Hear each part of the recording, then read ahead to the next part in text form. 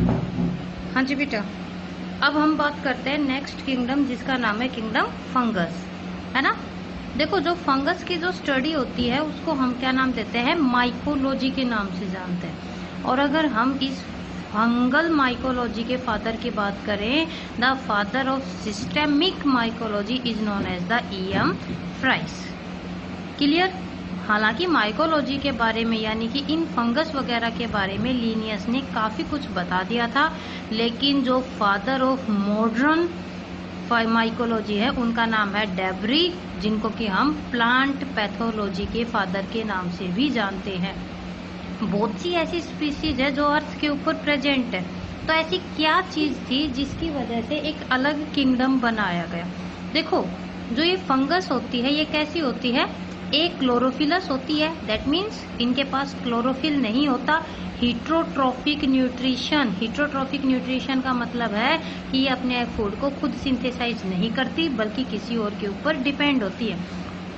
Spore forming सबसे main characteristic होता है फंगस का, कि जो फंगस होती है वो क्या करती है, स्पोर्स बनाती है, और वो स्पोर्स फिर जब सुटेबल एनवायरनमेंट मिलता है तब वहां पर क्या करते हैं बेटा, ग्रो करने लग जाते हैं। नॉन वैस्कुलर जाइलम फिलोयम कुछ नहीं होता, और कैसी होती हैं, यूकैरियोटिक ऑर्गेनिज्म होती है जिसकी सेल वॉल बनी हुई रहती है काइटिन की।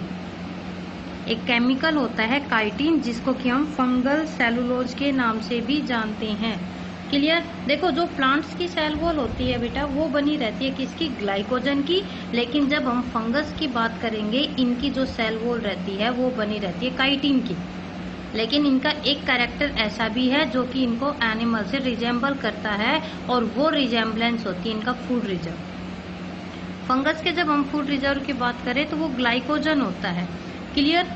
अब इसके बाद इनका next character, they are cosmopolitan. Cosmopolitan का मतलब होता है एक ऐसा ऑर्गेनिज्म जो आपको हर जगह मिलेगा। हर जगह मिलने का मतलब एयर में, वाटर में, सॉइल में, प्लांट्स के अंदर, एनिमल्स के अंदर। क्लियर। लेकिन सबसे ज्यादा इनकी स्पीसीज हमें देखने को मिलती है जो वार्म और ह्यूमिड एरिया वगैरह रहते हैं वहां पर। सो हमारी बायो की वो ब्रांच जो कि फंगस को स्टडी करती है, this is known as the mycology. Clear. Next जब हम बात करेंगे इनके न्यूट्रिशन की, क्या होता है बेटा कि इनका जो न्यूट्रिशन होता है वो होता है एब्जॉर्प्टिव। एब्जॉर्प्टिव का मतलब क्या होता है कि उसको बाहर क्या करेंगे, सोल्यूबल फॉर्म में लेके आती हैं, एंड देन उसके बाद क्या करती हैं, एब्जॉर्ब करती हैं। पैरासाइट्स किस न्यूट्रिशन के लिए किसी और के ऊपर डिपेंड रहती हैं, या डेड ऑर्गेनिक मैटर वगैरह। क्लियर।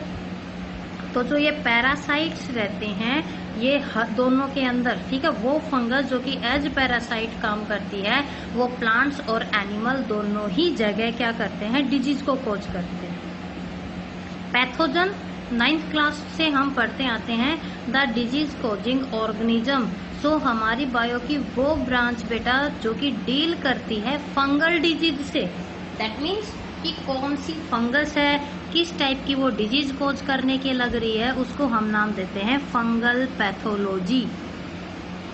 अब जब हम सैप्रोट्रोफिक फंगस की बात करेंगे, वो डेड ऑर्गेनिक मैटर से अपने न्यूट्रिएंट्स वगैरह को लेती है, और जो भी डेड ऑर्गेनिक मैटर से अपने न्यूट्रिएंट्स को लेता है, these are known as the decomposers, है ना।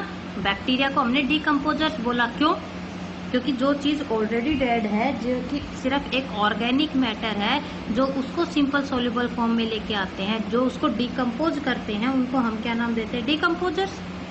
तो बैक्टीरिया के अलावा ये लोग भी रहती हैं जिनको कि हम क्या नाम देते हैं बेटा, डीकम्पोजर्स के नाम से जानते हैं। इसका मतलब ये हुआ कि हमारे एटमॉस्फेयर में जितनी भी biogeochemical cycle for example phosphorus cycle हो गई, नाइट्रोजन साइकिल वगैरह हो गई, उनको कैरी आउट करवाने में भी इनका एक इम्पोर्टेंट रोल है। लेकिन फंगस सिर्फ इतनी ही नहीं होती, कुछ फंगस ऐसी भी रहती है जो कि दूसरे ऑर्गेनिज्म के साथ म्यूचुअल एसोसिएट करती है। कैसे? जब हम ह्यूमन बॉडी की बात करेंगे तो मैंने पहले भी बताया था, हमारी जो लार्ज इंटेस्टाइन होती है उसके 3 पार्ट होते हैं, सिकम, कोलोन और रेक्टम। कोलोन की खासियत थी कि कोलोन के अंदर एक बैक्टीरिया होता है जिसका नाम है ई कोलाई, है ना। ई कोलाई को हमसे फायदा मिल रहा है और हमें क्या हो रहा है, ई कोलाई से फायदा मिलता है। वो एसोसिएशन होता है सिम्बायोंट। कुछ फंगस ऐसी रहती है जो कि एल्गी के साथ मिलके एक स्ट्रक्चर बनाती है। एक स्ट्रक्चर मतलब कि मान लो एक ऐसा स्ट्रक्चर है जिसमें आधी एल्गी है और आधी क्या है, फंगस। उन स्ट्रक्चर्स को हम नाम देते हैं बेटा लाइकेंस। और कुछ फंगस ऐसी है जो कि हायर प्लांट्स की रूट्स में रहती है और प्लांट की रूट और उस फंगस के एसोसिएशन को हम नाम देते हैं माइकोराइजा। इनकी डिटेल्स आगे चैप्टर में आएंगी। क्लियर? चलो जी, अब हम बात करते हैं इनके एक्सटर्नल कैरेक्टर के बारे में कि ये क्या कुछ होते हैं। देखो, जब हम ईस्ट को छोड़ दें, है ना, ईस्ट के बारे में हम सब जानते हैं जो कि फर्मेंटेशन वगैरह करती है।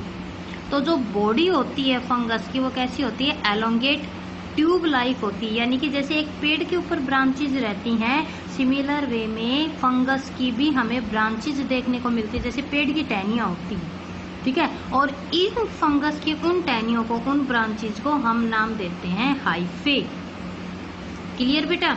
तो जो बॉडी होती है इस फंगस की, जो ये फिलामेंट लाइक स्ट्रक्चर चले, तो समझ गई, जो इसकी ब्रांचेज होती हैं उनको हम क्या बोलते हैं, हाइफे। और सिंगल हाइफे यानी कि एक अकेली ब्रांच को हम नाम देते हैं माइसीलियम। इस चीज में कंफ्यूज मत होना। अब आ जाओ ईस्ट में। ईस्ट को इसने क्यों किया, देखो, द सेम सेल में function in vegetative growth as well as sexual reproduction. Yeast का याद है, 10th क्लास में हमने बर्डिंग की थी और उसमें ये पढ़ा था कि एक आउटग्रोथ डेवलप करती है ना। इसका मतलब हुआ कि ईस्ट की जो सेल होती है वो वेजिटेटिव भी काम कर रही है और एज रिप्रोडक्टिव पार्ट भी काम करती है। लेकिन जब हम बाकी मोस्टली फंगस की जब बात करते हैं, वहां पर दोनों फेजेज जो रहती हैं वो अलग अलग होती हैं। अलग अलग होने का मतलब एक वेजिटेटिव फेज होती है और दूसरी कैसी होती है बच्चे, रिप्रोडक्टिव फेज होती है। तो जो इनकी वेजिटेटिव फेज होती है उसी को हम नाम देते हैं एसिमिलेटिव फेज। किंगडम फंगस थोड़ा सा कंफ्यूजिंग है, इसमें बहुत सी ऐसी टर्म्स आएंगी जो कि हम पहली बार सुनेंगे, लेकिन जब आप लोग इसको अच्छे से पढ़ोगे तो सारी चीजें क्लियर होती जाएंगी। इसलिए इनकी हर एक टर्म की मीनिंग बताते हुए चल रही हूँ कि उनका क्या मतलब है, लेकिन जब बुक में से करोगे इसको दोबारा तो क्लियर हो जाएगा।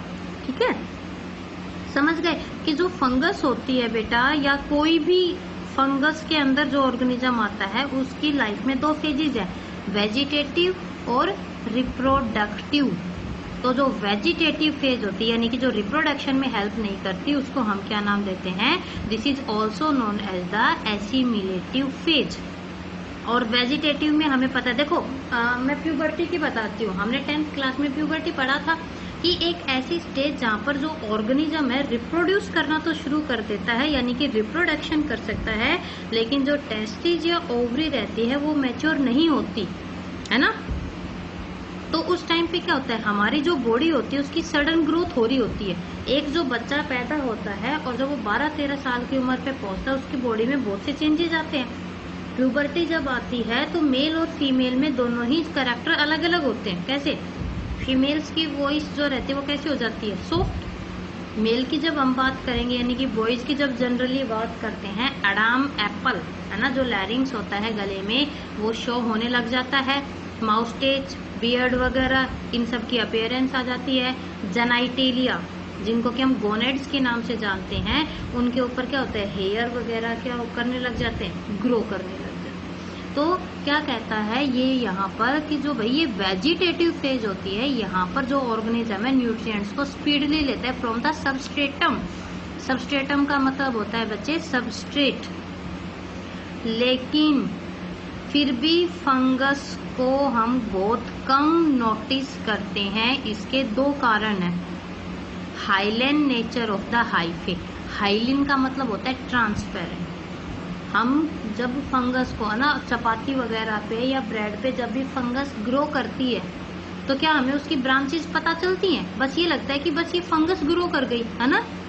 हमें कभी भी उसकी हाइफे वगैरह नहीं दिखाई देती।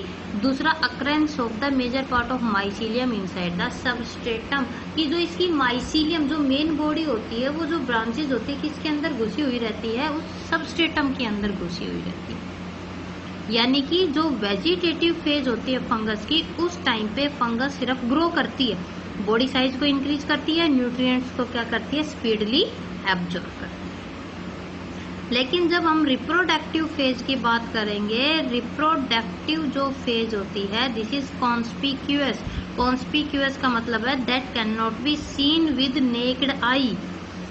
नंगी आंखों से हम जिस फेज को नहीं देख सकते वो होती है हाइफे होते हैं एरियल। एरियल का मतलब बेटा वो एयर में ही प्रेजेंट होते हैं, हवा में उठे हुए रहते हैं।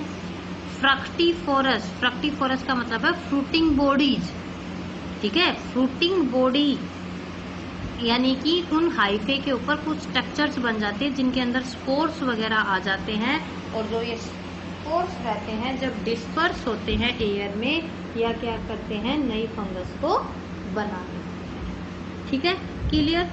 चलो जी, फंगस की हमने वेजिटेटिव फेज को पढ़ लिया, और इसके अलावा कौन सी फेज को पढ़ लिया, उसकी रिप्रोडक्टिव फेज को पढ़ लिया, है ना। अब हम बात करेंगे कि जो फंगस होती है, इसका जो टिश्यू है या जो सेल स्ट्रक्चर है वो कैसा होता है। कैसा होने का मतलब है कि इसके अंदर क्या कुछ प्रेजेंट होते हैं, कैसे इसके टिश्यू होते हैं, ठीक है, किस टाइप का टिश्यू होता है इसका, या कौन कौन से टिश्यू।